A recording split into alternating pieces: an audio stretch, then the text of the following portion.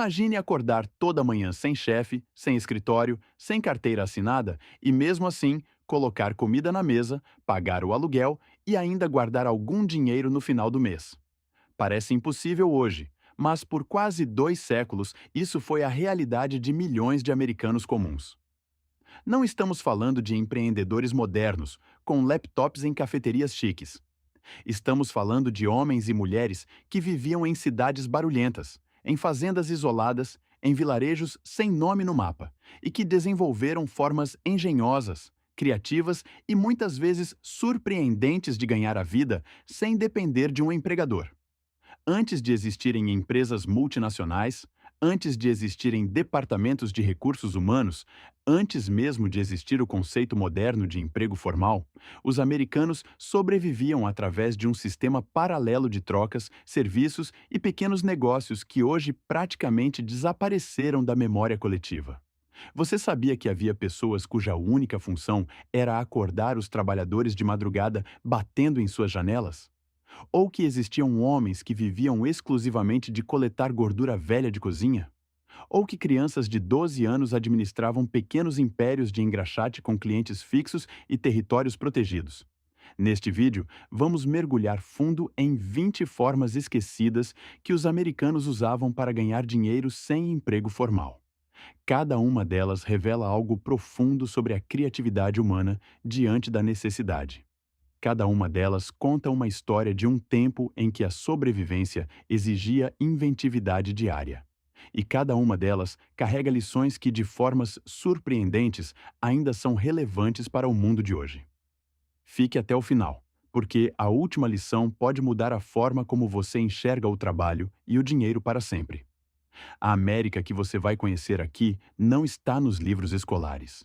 Está nas ruas de terra batida, nos mercados de madrugada, nas calçadas barulhentas de Nova York em 1880, nas plantações do Sul antes da industrialização tomar conta de tudo. Esta é a história dos trabalhadores invisíveis, dos empreendedores antes do empreendedorismo ter nome, dos sobreviventes criativos que construíram a América real. Tijolo por tijolo, moeda por moeda, dia por dia. Para entender essas 20 formas esquecidas de ganhar dinheiro, precisamos primeiro entender o contexto em que elas nasceram.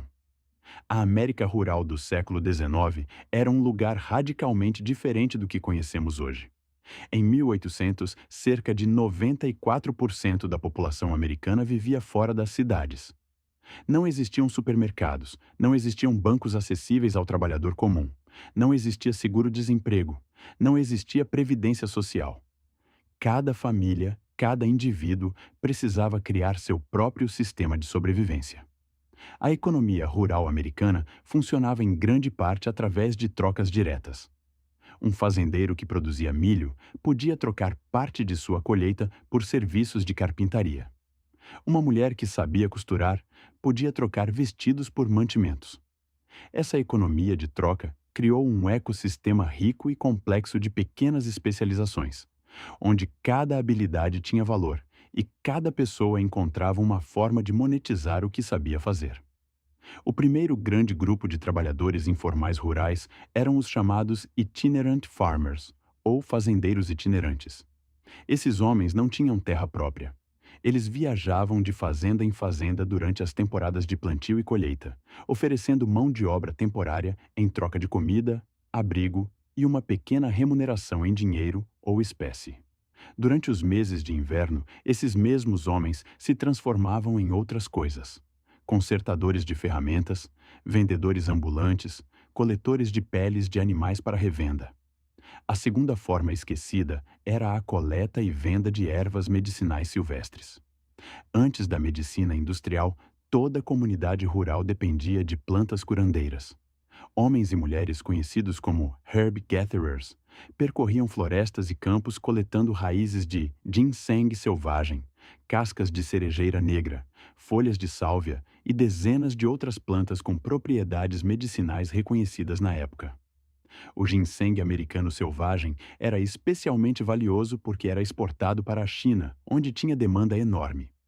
Um bom coletor podia ganhar em uma semana de coleta o equivalente a um mês de salário de um trabalhador de fábrica. A terceira forma era a produção caseira de potassa. Potassa era um mineral essencial para a produção de sabão, vidro e fertilizantes. Famílias rurais produziam potassa queimando madeira e lixiviando as cinzas com água. O produto resultante era vendido para comerciantes que o revendiam para indústrias nas cidades. Era um trabalho sujo, demorado e fisicamente exigente, mas era uma das poucas formas que famílias de fronteira tinham de obter dinheiro vivo em vez de apenas produtos para consumo próprio. A quarta forma era a criação e venda de abelhas. Os apicultores itinerantes americanos do século XIX eram figuras fascinantes. Eles carregavam colmeias em carroças, vendiam mel e cera de abelha de porta em porta e também alugavam suas colmeias para fazendeiros durante a temporada de polinização. A cera de abelha era usada para velas, impermeabilização de tecidos e até como lubrificante para máquinas primitivas. Um apicultor habilidoso com 50 colmeias podia viver confortavelmente sem nunca trabalhar para ninguém. A quinta forma era a pesca comercial em pequena escala. Rios como o Mississippi, o Ohio e o Hudson estavam repletos de peixes em quantidades que hoje seriam incompreensíveis. Famílias inteiras viviam exclusivamente da pesca, vendendo o excedente salgado ou defumado para vizinhos e comerciantes de cidades próximas. Alguns pescadores especializaram-se em capturar tartarugas, que eram consideradas iguaria fina, e podiam ser vendidas a preços premium em hotéis e restaurantes de cidades maiores. Essas 5 formas apenas arranham a superfície do que a economia informal rural americana significava. Era um sistema vivo, pulsante, adaptável, onde a criatividade individual era literalmente uma questão de sobrevivência. À medida que as cidades americanas cresciam ao longo do século XIX e início do século XX, um universo completamente diferente de trabalhos informais urbanos floresceu nas ruas. Se a América rural era sobre coleta, produção e troca, a América urbana era sobre serviço, velocidade e presença. Nova York, em 1880, tinha mais de 1 milhão de habitantes e praticamente nenhuma rede de proteção social. As ruas eram o mercado de trabalho mais democrático que já existiu, onde qualquer pessoa com disposição podia encontrar uma forma de ganhar alguns centavos. A sexta forma esquecida era o trabalho dos knocker-uppers americanos, inspirados diretamente nos knocker-uppers britânicos.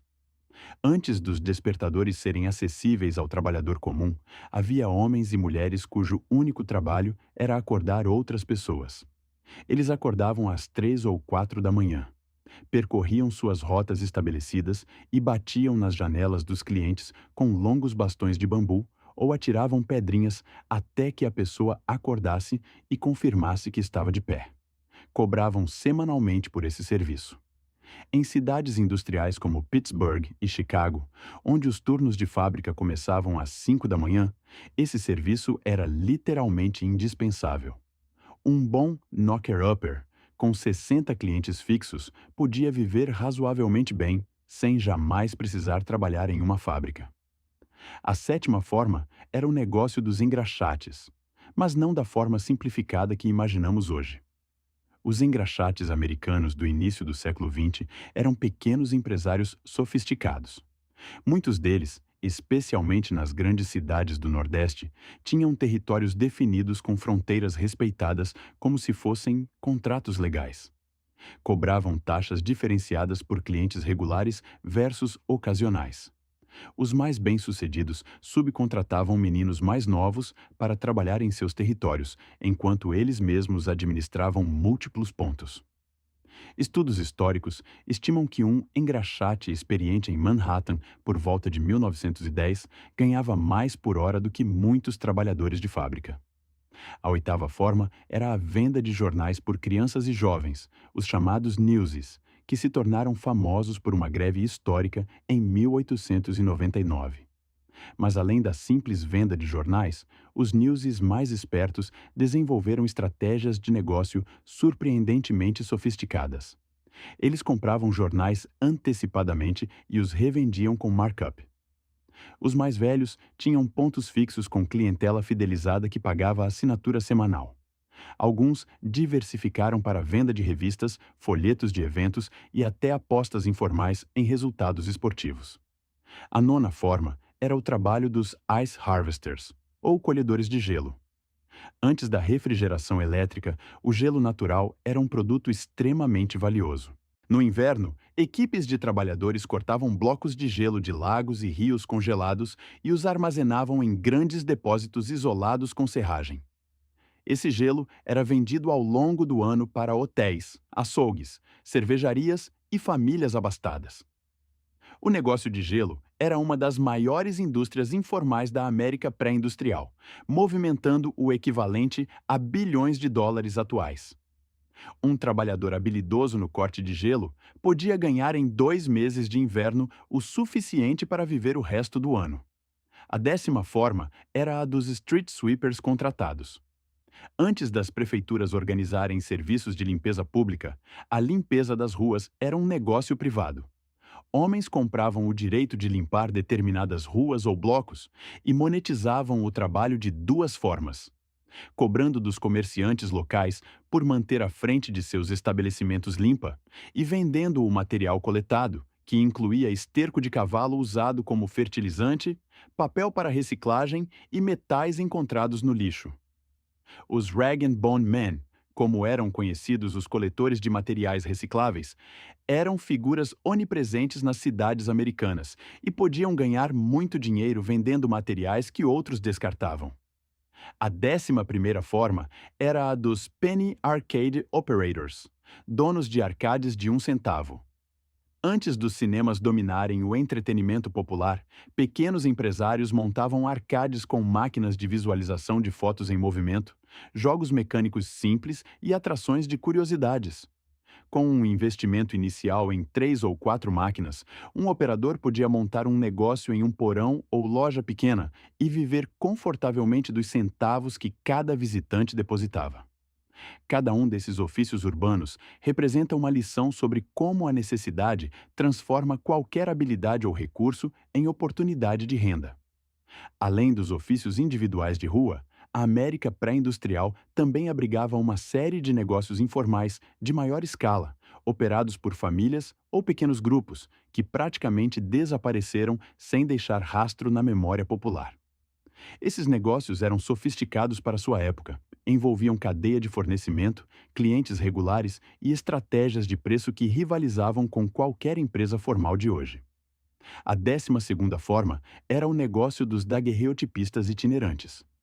Após a invenção da fotografia em 1839, uma nova classe de empreendedores surgiu: fotógrafos ambulantes que percorriam fazendas, vilarejos e pequenas cidades oferecendo retratos para famílias que nunca teriam acesso a um estúdio fotográfico fixo. Esses profissionais carregavam seus equipamentos pesados em carroças convertidas em estúdios móveis, e seu serviço era frequentemente o único registro fotográfico que uma família interiorana jamais teria. O preço de um retrato individual equivalia a 1 ou 2 dias de salário de um trabalhador, mas as famílias pagavam sem hesitar, porque entendiam o valor eterno daquele momento capturado. Um daguerreotipista itinerante bem estabelecido com uma rota de 2 ou 3 estados podia ganhar 10 vezes mais que um trabalhador de fábrica comum. A 13ª forma era o negócio dos Medicine Show Operators, ou operadores de shows de medicina. Antes da regulamentação farmacêutica, qualquer pessoa podia produzir e vender remédios. Os Medicine Shows eram espetáculos itinerantes que combinavam entretenimento com vendas de produtos medicinais de eficácia duvidosa. Um operador típico chegava a uma cidade pequena com uma carroça colorida, montava um show com músicos, comediantes e às vezes ilusionistas. E depois do entretenimento, vendia suas poções e elixires para o público animado. Os produtos custavam centavos para produzir e eram vendidos por dólares. Os operators mais bem-sucedidos tinham rotas estabelecidas de cidades que visitavam ciclicamente e sabiam exatamente quanto tempo esperar antes de retornar ao mesmo lugar. A 14ª forma era a dos Lightning Rod Salesmen, vendedores de para-raios. Após Benjamin Franklin popularizar o conceito de para-raios, surgiu uma indústria informal de vendedores porta a porta que percorriam zonas rurais, vendendo para-raios para fazendeiros. O medo de incêndios causados por raios era real e justificado em uma época em que celeiros cheios de feno seco eram a base do sustento familiar. Os melhores vendedores de para-raios combinavam habilidade de persuasão com um serviço genuinamente útil e podiam ganhar fortunas razoáveis percorrendo o Midwest americano. A 15ª forma era o negócio dos well diggers independentes. Em uma América rural sem encanamento, ter um poço de água limpa era questão de vida ou morte. Os well diggers eram especialistas que escavavam poços manualmente, uma profissão que exigia força física excepcional, conhecimento básico de geologia para encontrar água e coragem para trabalhar em espaços confinados a grandes profundidades. Um well digger experiente cobrava um valor fixo por pé escavado e podia completar 2 ou 3 poços por semana durante a estação de trabalho, ganhando em meses o que outros ganhavam em anos. A 16ª forma era o negócio das lavanderias domésticas, dominado quase exclusivamente por mulheres. Antes das máquinas de lavar, a lavanderia era um trabalho físico exaustivo que durava dias. Mulheres que operavam lavanderias caseiras para clientes externos construíam negócios substanciais coletando roupas sujas, lavando, engomando e devolvendo com pontualidade. Em cidades maiores, algumas dessas lavandeiras administravam operações com várias assistentes e carteiras de clientes que incluíam hotéis e restaurantes. A 17ª forma era o negócio dos fat collectors, ou coletores de gordura. Toda cozinha americana produzia gordura animal residual de cozinhar carnes, e essa gordura tinha múltiplos usos industriais: produção de sabão, lubrificação de maquinário e até fabricação de explosivos. Homens que percorriam rotas urbanas coletando gordura de restaurantes e residências, pagando centavos por galão, revendiam o material para fábricas por preços significativamente maiores. Os melhores fat collectors tinham contratos com restaurantes grandes e hotéis e podiam construir negócios familiares geracionais com essa matéria-prima aparentemente sem valor. A 18ª forma era o negócio dos chair canners, ou reparadores de assentos de cadeira. Antes do descarte fácil e barato, cada objeto doméstico era reparado e reutilizado até sua destruição completa. Os chair canners eram artesãos especializados em retecer os assentos de palha de cadeiras e poltronas. Eles percorriam bairros residenciais carregando seus materiais e ferramentas, gritando seu serviço pelas ruas, e tinham clientes que os chamavam de janelas e varandas. Um chair canner rápido e habilidoso podia reparar 15 a 20 cadeiras por dia, cada uma gerando uma renda pequena mas consistente que, somada, representava um sustento digno. Chegamos a um dos aspectos mais fascinantes desta história. Por que essas 20 formas de ganhar dinheiro desapareceram? A resposta não é simples e não é apenas tecnológica. É uma história de forças econômicas, políticas e culturais que convergiram no século XX para destruir sistematicamente essa economia paralela, informal, que havia sustentado gerações de americanos. O primeiro grande fator foi a industrialização acelerada. A partir da segunda metade do século XIX, as fábricas americanas passaram a produzir em escala e a preços que tornavam impossível para o artesão individual competir. Um sapateiro que levava 2 dias para fazer um par de sapatos de qualidade não tinha como competir com uma fábrica que produzia 1.000 pares por dia a um custo unitário mínimo. O mesmo aconteceu com o fazendeiro de subsistência diante da agricultura mecanizada, com o lavadeiro artesanal diante das lavanderias industriais, com o fabricante caseiro de velas diante das usinas de querosene e depois da eletricidade. A 19ª forma esquecida de ganhar dinheiro, que nos leva diretamente a essa discussão, era a dos toll road operators privados. Antes das rodovias estatais, muitas estradas americanas eram privadas, e os donos das terras por onde passavam podiam cobrar pedágio de qualquer viajante.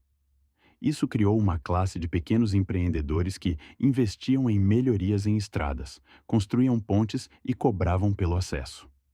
Quando o governo federal e estadual assumiu o controle das infraestruturas de transporte no início do século XX, esse negócio simplesmente deixou de existir por decreto. A 20ª forma esquecida era o trabalho dos professional mourners, ou carpideiras profissionais. Em comunidades de imigrantes e em certas regiões do sul americano, era tradição contratar pessoas para demonstrar luto em funerais de pessoas importantes. Essas carpideiras profissionais, geralmente mulheres, eram pagas para chorar, lamentar e demonstrar grife de forma elaborada durante os serviços fúnebres. Era um trabalho que exigia talento emocional genuíno e uma capacidade de se conectar com a dor de estranhos. Com a secularização crescente e a mudança dos rituais funerários americanos no século XX, esse ofício desapareceu quase completamente. O segundo grande fator do desaparecimento foi a regulamentação progressiva. Com as melhores intenções, os governos federal e estaduais americanos criaram ao longo do século XX um conjunto imenso de regulamentações que tornaram impossível operar muitos desses negócios informais. A regulamentação farmacêutica de 1906 acabou com os medicine shows. As leis trabalhistas infantis dos anos 1910 e 1920 encerraram os impérios dos newses e engraxates juvenis. As normas sanitárias acabaram com os fat collectors e com as lavanderias domésticas não certificadas. Cada regulamentação tinha uma justificativa legítima, mas o efeito colateral foi a destruição de uma economia informal que empregava milhões. O terceiro fator foi cultural. A América do século XX abraçou com entusiasmo o ideal do emprego formal como marcador de respeitabilidade e segurança. Trabalhar para uma grande empresa, ter um cartão de ponto, receber um salário fixo e ter benefícios tornou-se o sonho americano redefinido.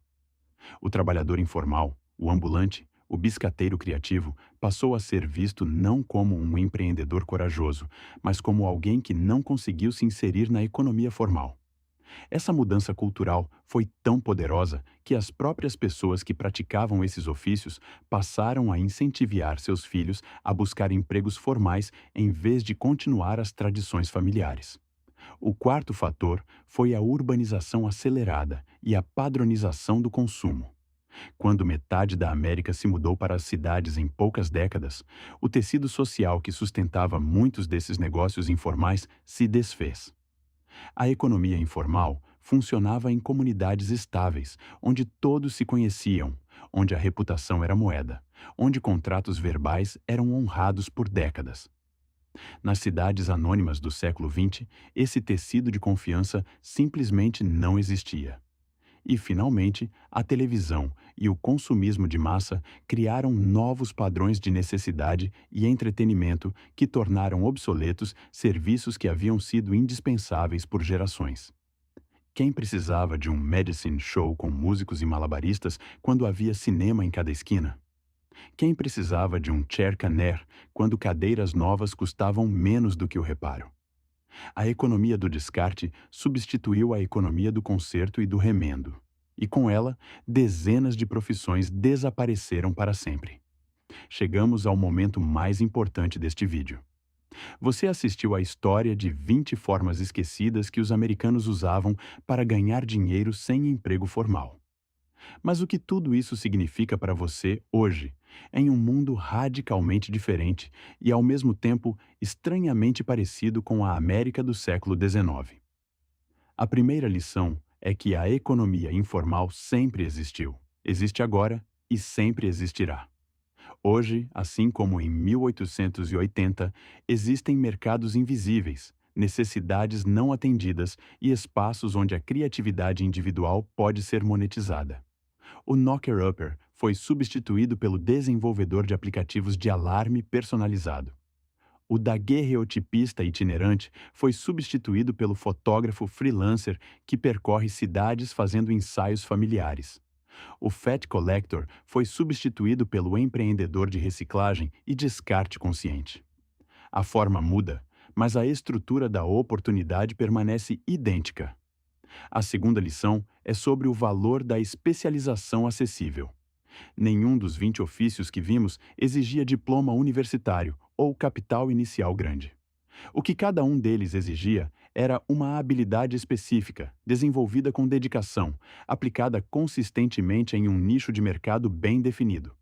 O well digger sabia encontrar água onde outros não sabiam. O chair canner sabia reparar o que outros descartavam. O herb gatherer sabia identificar plantas que outros pisavam sem reconhecer. Em um mundo onde cada vez mais pessoas buscam alternativas ao emprego formal, a lição é clara. Encontre o que você sabe fazer que outros precisam e construa um sistema para entregar esse valor de forma consistente. A terceira lição é sobre a importância das redes de confiança. Esses negócios informais funcionavam porque eram construídos sobre relacionamentos humanos reais. O knocker-upper não acordava estranhos. Acordava sua rede de clientes fidelizados. O engraxate não trabalhava em qualquer esquina. Trabalhava em seu território com sua clientela construída ao longo de anos. O daguerreotipista não chegava a cidades desconhecidas, seguia rotas onde sua reputação havia chegado antes dele. Hoje, no mundo digital, as redes de confiança migram para plataformas online, mas o princípio é exatamente o mesmo. Sua reputação é seu ativo mais valioso, e ela se constrói cliente por cliente, serviço por serviço, com consistência e qualidade. A quarta lição é sobre a diversificação de fontes de renda.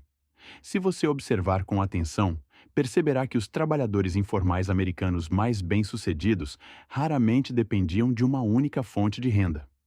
O fazendeiro itinerante que coletava ervas medicinais no verão também consertava ferramentas no inverno. O engraxate que trabalhava nas ruas durante a semana administrava apostas esportivas no fim de semana. A diversificação não era uma estratégia financeira sofisticada, era um instinto de sobrevivência. Em uma economia cada vez mais instável e imprevisível, essa sabedoria ancestral nunca foi tão relevante quanto agora. A quinta lição, e talvez a mais profunda de todas, é sobre a relação entre necessidade e criatividade. Cada um dos 20 ofícios que vimos nasceu de uma necessidade real, não atendida pelo mercado formal. Havia pessoas que precisavam ser acordadas. Havia roupas que precisavam ser lavadas. Havia janelas que precisavam de gelo. Havia famílias que queriam fotografias. Onde havia necessidade não atendida, havia um empreendedor informal pronto para preenchê-la.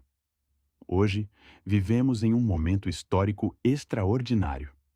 A inteligência artificial está eliminando empregos formais a uma velocidade que não tínhamos visto desde a Revolução Industrial. Novas necessidades estão emergindo que os sistemas formais ainda não sabem atender. Isso não é uma tragédia. É exatamente o mesmo cenário que produziu a rica economia informal americana do século XIX. A pergunta não é como encontrar um emprego seguro em um mundo instável. A pergunta é: qual necessidade ao meu redor eu posso atender melhor do que qualquer outra pessoa? Qual habilidade tenho que o mundo ao meu redor está pedindo? Onde está o equivalente moderno do gelo que ninguém está entregando, da janela que ninguém está acordando, da cadeira que ninguém está consertando? Os americanos que criaram essas 20 formas de ganhar dinheiro não eram gênios, não tinham recursos especiais, não tinham conexões poderosas. Eram pessoas comuns que olhavam para o mundo com atenção, identificavam o que faltava e tinham a coragem de construir algo a partir do zero. Essa capacidade não desapareceu. Ela está em você, agora, esperando para ser ativada. Se este vídeo abriu sua mente para possibilidades que você não havia considerado antes, compartilhe com alguém que também está buscando novas formas de criar renda e independência. Porque as histórias que esquecemos têm muito a nos ensinar sobre o futuro que estamos construindo.